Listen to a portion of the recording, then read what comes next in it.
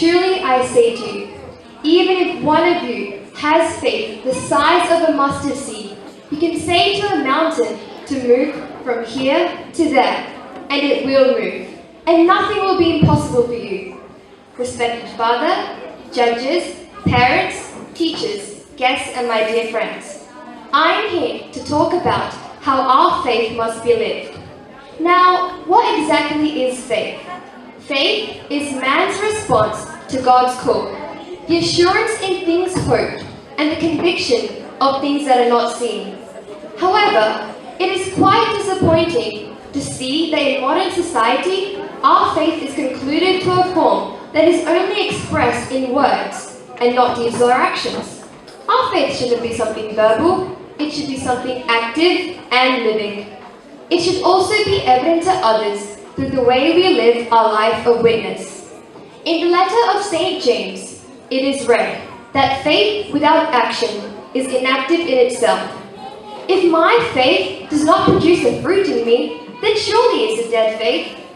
Our faith should be what orients us towards God in humility. We Christians, from a very early age, have been taught the foundational core of our faith by our parents and catechism teachers. These people act as the channels of ignition in our lives on our journey to the destination that was planned for us by God even before we were born. The knowledge that we gain from these people is what acts as our guidance to help us differentiate between what is right and wrong and remind us to live a life of witness. But how exactly can we live a life of witness? Now this is something that requires acceptance of some convictions and stands. Living a life of witness does not mean that an individual automatically finds a solution to problems such as world hunger, poverty, or even global warming. However, it does require of each one of us to make small changes in our lives. Now, imagine a pebble. No matter how small a pebble is, when it is thrown into water, it will always create a ripple effect. This is what we must also strive to do, because it takes but one person, one moment, and one conviction to create a ripple of change. This is also what Christ himself likes and desires from his followers. A Christian is a follower of Christ. His duty in the world is to show this discipleship to the entirety of humanity. In the Gospel of St. John, we read, "As I have loved you, you also should love one another." When we love one another, love and respect become part of the identity of Christian discipleship.